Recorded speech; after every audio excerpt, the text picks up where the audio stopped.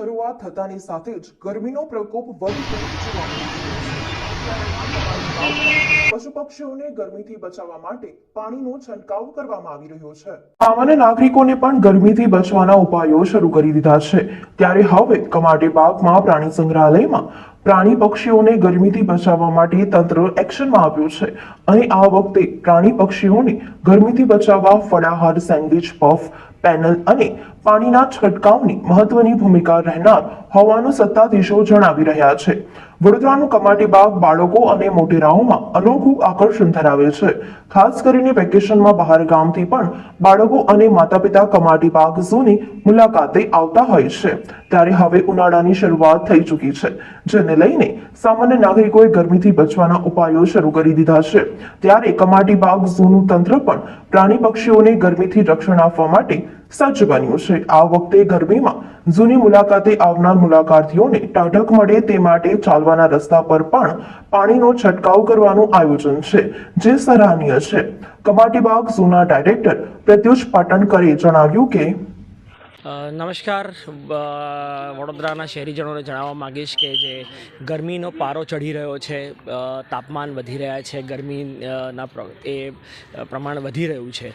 આ પરિસ્થિતિને ધ્યાનમાં રાખીને વડોદરાનું આપણું જે વહાલું શ્રી સયાજી બાગ પ્રાણી સંગ્રહાલય છે, એ વડોદરા પ્રાણી સંગ્રહાલય ખાતે પણ પ્રાણીઓ, પક્ષીઓને અને તમામ પ્રાણીઓને ગરમીથી બચાવ થવા માટેની તમામ વ્યવસ્થાઓ હાથ પર લેવામાં આવેલી છે અને જે અંગેની કામગીરી સંપૂર્ણપણે ચાલુ કરી દેવામાં આવેલી છે। એમાં સૌ પ્રથમ ફક્ત પ્રાણી પક્ષીઓ જ નહીં પરંતુ ઝૂ જોવા આવતા સહેલાણીઓને પણ ઠંડક મળી રહે તે માટે કરીને પબ્લિક પાથવે અને વિઝિટર પાથવે બધા તમામ પર પાણીનો છંટકાવ દિવસમાં હાલ મિનિમમ 2 વાર કરવામાં આવે છે। ભવિષ્યમાં જો પાણી ગરમી વધશે તો આ છંટકાવને 3 થી 4 વખત નિયમિત અંતરાલે કરવામાં આવશે।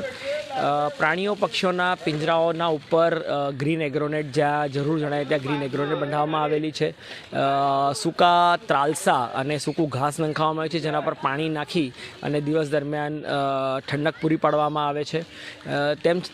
તેમજ જે આપ જોશો તો અમુક જગ્યા પર વાઘના પિંજરામાં અમે શેડ ઊભા કર્યા છે, હરણને તે બધા જગ્યાએ શેડ ઊભા કર્યા છે અને આ તમામ ઉપર સૂકું ઘાસ ને નાળિયેરી તથા પામના ત્રાલસા નાખીને ઠંડક પૂરી પાડવાનું કામગીરી કરવામાં આવે છે।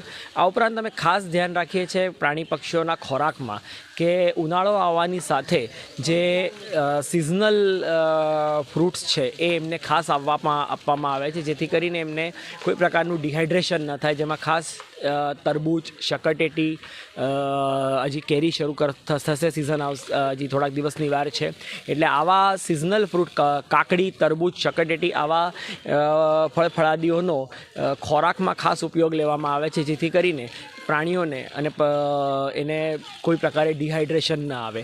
તે ઉપરાંત જરૂર જણાય તો પાણીની અંદર અમુક સપ્લિમેન્ટ્સ પ્રાણી પક્ષીઓને આપવામાં આવે છે, જેનાથી પણ પ્રાણી પક્ષીઓને ઘણો સારો એ રહે છે અને તેઓ ઠંડક મેળવે છે અને ડિહાઇડ્રેશનની સમસ્યા તેમને નથી થતી।